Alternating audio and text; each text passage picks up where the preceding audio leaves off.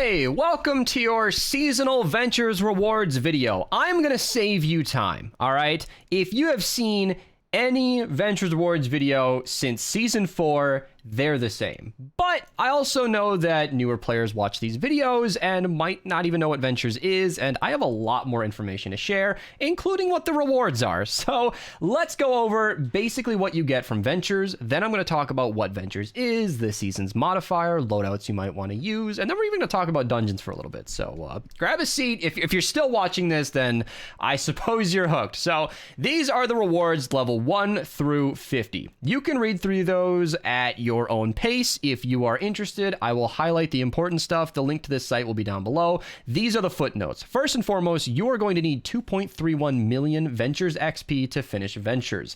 Ventures levels are separate from your regular power levels. In fact, I still have the game open, so you can see I'm power level 142. I'm the highest power level that you could have gotten from last season. I am Ventures level basically nothing. I've gotten 0 XP. I've been playing dungeons all day. So if you guys want to see me do Ventures, Twitch link down below, or subscribe for more videos with varying Ventures progression. I might post Ventures videos, no promises on that. I've already done that a lot on the channel. We'll get to that later. But yeah, 2.31 million is how much you're going to need.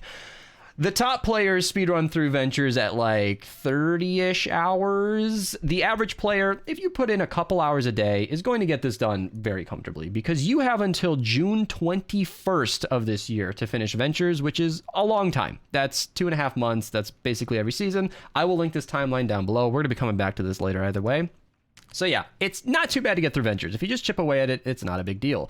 Now, the highlights I was going to point out, is the weapon voucher is at level 13.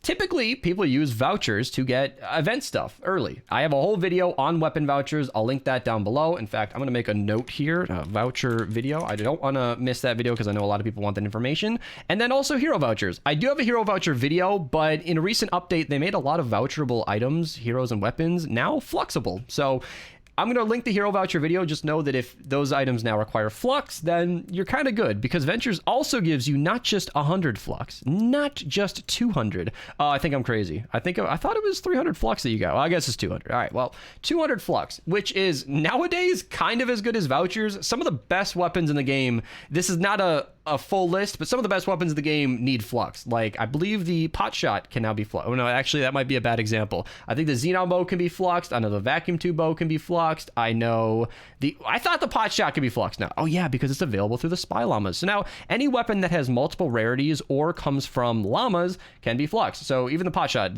basically because of a bug, the hardest hitting weapon in the game, flexible. So as long as you get weapon designs, it's not a big deal. I said I'd be talking about dungeons, by the way.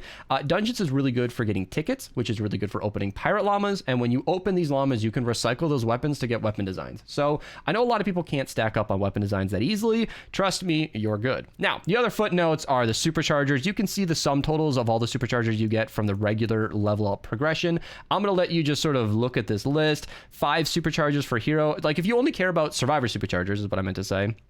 Level 46 is your cap. That's when you can just stop if you only care about power level.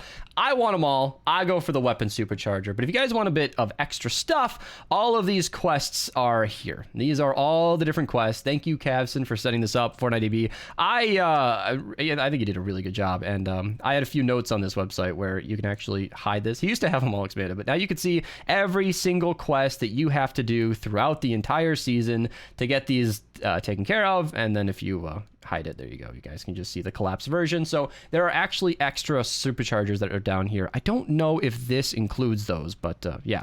And if you're curious on when you unlock certain zones, the big one is you can see 140 zones at level 43, and then early game, you're going to have to make it to level 10 to hit level 23. So this blends very nicely into how to level up fast. Again, I do have a proper video on Ventures XP, but I'll give a few tips. First and foremost, start at the power level 15 zones. They should not be that bad. If you check out various loadouts, which I'll have linked down below, I'm going to blend these two together. Loadouts are pretty easy. This is a whole video showing some basic ones.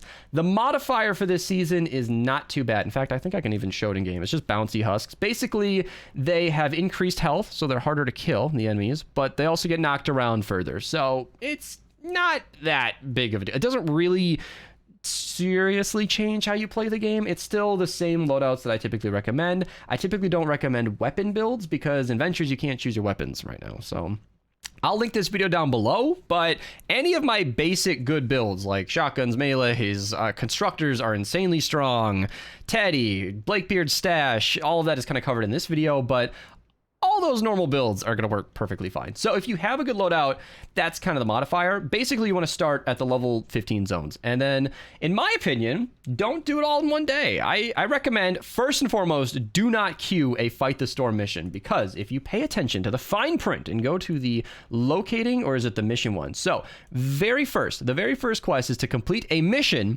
and then the next one is always Fight the Storm. So don't start on a Fight the Storm mission. Don't start on a Retrieve the Data mission. Those will be your very next quests. So that's kind of my hot tip for that. Basically start with like Ride the Lightning, then do Fight the Storm, then do Retrieve the Data. That way you don't have to repeat any missions, because this alert is all you want. So run through these missions as fast as possible. If you want to maximize the amount of XP you get on the first day, I recommend upping the difficulty as far as possible. Getting all the drops, all of the blue glow that you need, which is 12, I believe. 12 or 13, 12, I believe.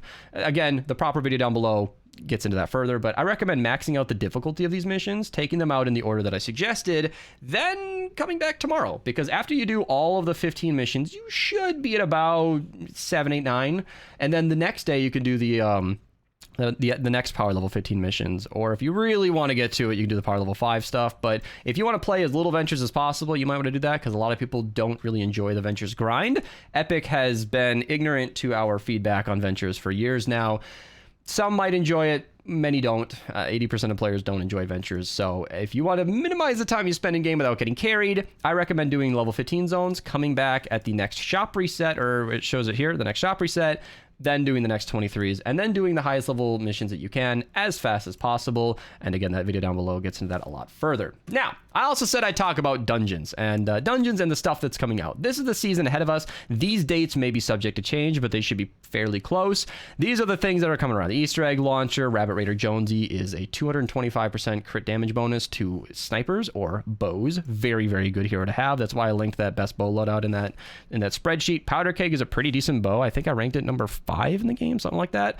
Buccaneer Ramirez is really good for lefty and righty, which is a super good ability for dungeons with Carbide. Seawolf Jonesy is great for Shockwave. You've got the Bundle Bus, which is really good for big single target damage. Diecast Jonesy. Anything highlighted red is one of the best items in the entire game, in my opinion. Diecast Jonesy is the best damage minigun hero in the game. Super, super strong. And the Bowler, last but very much not least, super, super strong weapon. I just recorded 2 videos about it today. Chaos Agent is insanely good. He lets you reload with abilities which can be very exploitable with like phase shift or grenades. Super, super good to have. And Dungeons is around. So if you're interested in unlocking Chaos Agent, you just run the crypts once and then the lab 3 times. You'll unlock them at any power level. Super easy, barely an inconvenience. So yeah, I think that just about covers everything. I really hope I didn't forget anything, but those are the Ventures rewards. That's how to get through Ventures. Those are some loadout suggestions. If you guys are still watching and haven't subscribed yet, I recommend it, because I post Save the World videos all the time, and I hope to see you there. So thanks for watching. Thank you for watching. I'll see you later. I think I said that twice. Goodbye.